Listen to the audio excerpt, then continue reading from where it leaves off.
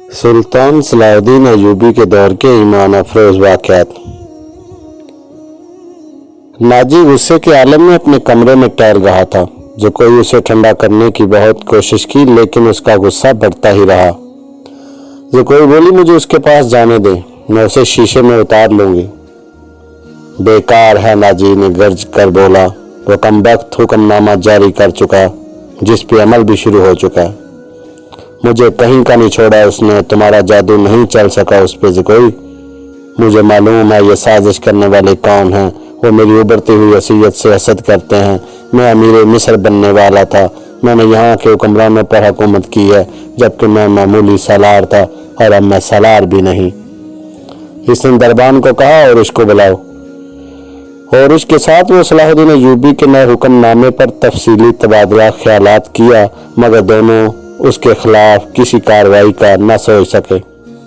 تھوڑی خاموشی کے بعد ناجی بولا، ہورش، میں نے جوابی کارروائی سوچ لی ہے۔ کیا؟ بغاوت، ناجی نے کہا۔ ہورش حیران پریشان اسے دیکھتا رہا۔ ناجی بولا، حیران کیوں ہو؟ کیا تمہیں شک ہے کہ یہ 50,000 سوڈانی فوج ہماری وفادار نہیں؟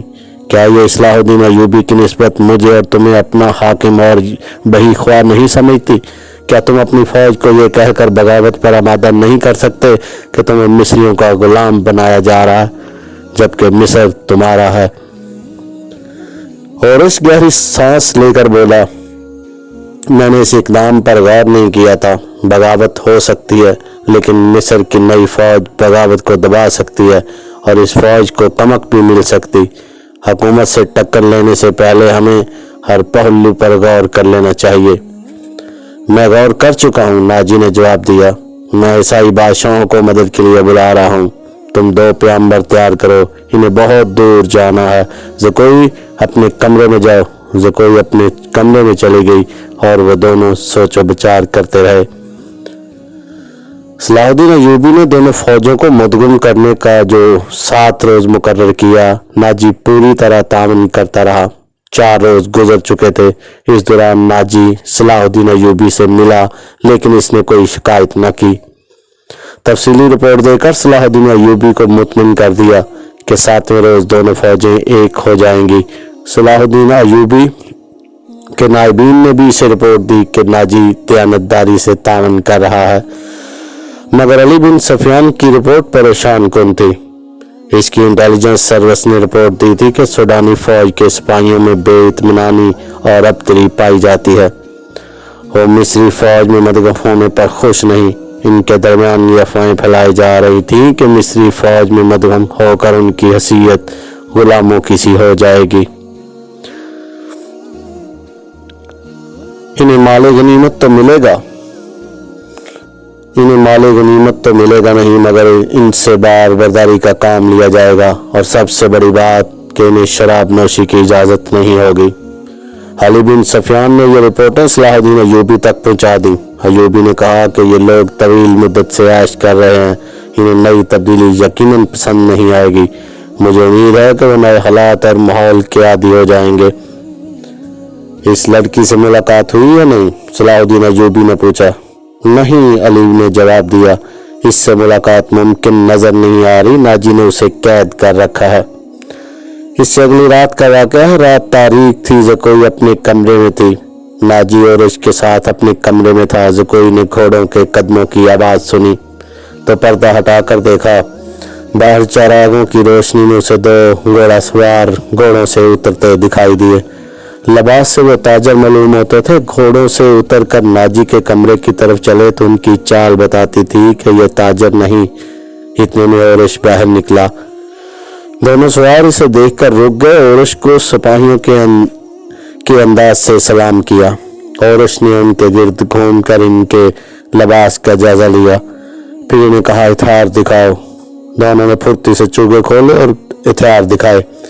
ان کے پاس بڑی چھوٹی تلواریں اور ایک خنجر تھا۔ ہورش انہیں اندر لے گیا۔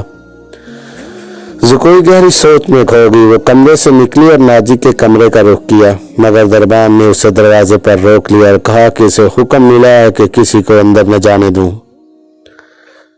زکوئی کو وہاں ایسی حیثیت حاصل ہو گئی تھی کہ وہ کمانڈروں پر بھی حکم چلانے لگی تھی۔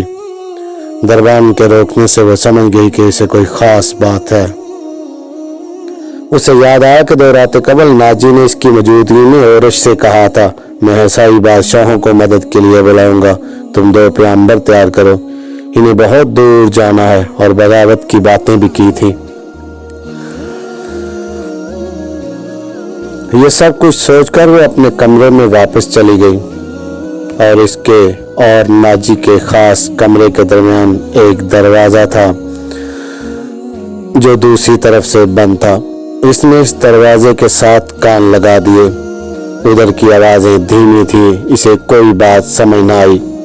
کچھ دیر بعد اسے ناجی کی بڑی صاف آواز سنائی دی۔ اس نے کہا، آبادیوں سے دور رہنا، اگر کوئی شک میں پکڑنے کی کوشش کرے تو سب سے پہلے یہ پیغام غائب کرنا، جان پہ کھیل جانا، جو بھی راستے میں حائل ہو اسے ختم کر دینا، تمہارا سفر 4 دنوں کا ہے، 3 دنوں میں پہنچنے کی کوشش کرنا، سمت یاد کر لو، شمال مشرق۔ دونوں آدمی باہر نکلے، زکوئی بھی باہر آ گئی۔ وہ دونوں گھوڑوں پر سوار ہو رہے تھے، ناجی اور اورش بھی باہر کھڑے تھے۔ سواروں کو الوداع کہنے لگے ہوں گے۔ سوار بہت تیزی سے روانہ ہوئے۔ ناجی نے زکوئی کو دیکھا تو اسے بلا کر کہا، میں باہر جا رہا ہوں، کام بہت ہے، تم آرام کرو، اور اگر اکیلے دل نہ لگے تو حرم میں گھوم پھر آنا۔ جی، زکوئی نے کہا، جب سے آئی ہوں باہر نہیں نکلی۔ ناجی اور اورش چلے گئے۔ زکوئی نے چوگا پہنا، کمر بند میں خنجر اوڑے سا، اور حرم کی طرف چل پڑی۔ وہاں سب نے اس کا استقبال احترام اور پیار سے کیا۔ ان 2 لڑکیوں نے بھی اسے خوش آمدید کہا جو اسے قتل کرانا چاہتی تھی۔ زکوئی سب سے ملی، ہر ایک کے ساتھ باتیں کی اور واپس چل پڑی۔ زکوئی باہر نکلی۔ حرم والے مکان اور ناجی کی رہائش گاہ کا درمیانی علاقہ اونچا نیچا اور ویران تھا۔ زکوئی حرم سے نکلی تو ناجی کی رہائش گاہ کی بجائے بہت تیز دوسری سمت چل پڑی۔ ادھر ایک پکڑ ڈنڈی تھی، لیکن زکوئی اس سے ذرا دور ہٹ کر چلی۔ اس سے 15 قدم پیچھے ایک سیاہ سایہ چلا جا رہا تھا۔ وہ کوئی انسان ہو سکتا تھا، مگر سر سے پاؤں تک ایک لبادے میں لپٹا ہونے کی وجہ سے سیاہ بھوت لگتا تھا۔ زکوئی کی رفتار تیز ہوئی تو اس بھوت نے اپنی رفتار اس سے بھی تیز کر لی۔ راستے میں جھاڑیاں تھیں، زکوئی ان میں روپوش ہو گئی۔ سیاہ بھوت بھی جھاڑیوں میں غائب ہو گیا۔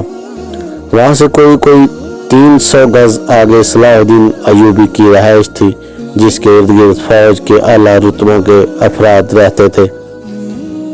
زکوئی کا رخ ادھر ہی تھا۔ وہ گھنی جھاڑیوں میں سے نکلی ہی تھی کہ بائیں طرف سے سیاہ بھوت اٹھا۔ چاندنی بڑی صاف تھی، پھر بھی اس کا چہرہ نظر نہیں آتا تھا۔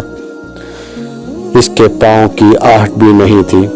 بھوت کا ہاتھ اوپر اٹھا، چاندنی میں خنجر چمکا، اور بجلی کی تیزی سے خنجر زکوئی کے بائیں کندھے اور گردن کے درمیان اتر گیا۔ زکوئی کی چیخ نہیں نکلی، خنجر اس کے کندھے سے نکل گیا۔ زکوئی نے اتنا گہرا زخم کھا کر بھی نہایت تیزی سے اپنے کمر بند سے خنجر نکالا۔ بھوت نے اس پر دوسرا وار کیا تو زکوئی نے اس کے خنجر والے بازو کو اپنے بازو سے روک کر اپنا خنجر بھوت کے سینے میں کھونپ دیا۔ اس کی چیخ سنائی دی جو کسی عورت کی تھی۔ زکوئی نے اپنا خنجر کھینچ کر دوسرا وار کیا جو بھوت کے پیٹ میں اتر گیا۔ اس کے ساتھ ہی اس کے اپنے پہلو میں خنجر لگا، لیکن زیادہ گہرا نہیں اترا۔ بھوت چکرا کر گرا۔ زکوئی نے یہ نہیں دیکھا کہ اس پر حملہ کرنے والا کون تھا۔ وہ دوڑ پڑی۔ اس کے جسم سے خون بہت تیزی سے بہہ رہا تھا۔ صلاح الدین ایوبی کا مکان اسے چاندنی میں نظر آنے لگا۔ آدھا فاصلہ طے کر کے اسے چکر سے آنے لگے۔ اس کی رفتار سست ہونے لگی۔ اس نے چلانا شروع کر دیا۔ علی ایوبی، علی ایوبی، اور وہ بڑی مشکل سے قدم گھسیٹ رہی تھی۔ اس کی منزل تھوڑی ہی دور تھی جہاں اسے پہنچنا تھا، جو اسے ممکن نظر نہیں آ رہا تھا۔ وہ مسلسل صلاح الدین ایوبی اور علی بن سفیان کو پکارے جا رہی تھی۔ قریب کہیں وہ گشتی سنتری پھر رہا تھا، اسے اس کی آواز سنائی دی تو وہ دوڑ کر پہنچا۔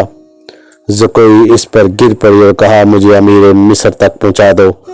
بہت جلدی سنتری نے اس کا خون دیکھا تو اسے پیٹھ پر لاد کر دوڑ پڑا۔ جاری ہے۔